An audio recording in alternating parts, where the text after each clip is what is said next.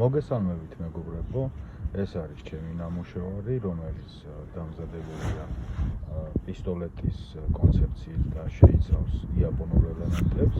ეს არის ჩემი გვერდი, ახალი გაკეთებული მაქვს და ვაპირებ რომ აქტიურად დავდო ჩემი ნამუშევრების ვიდეოები.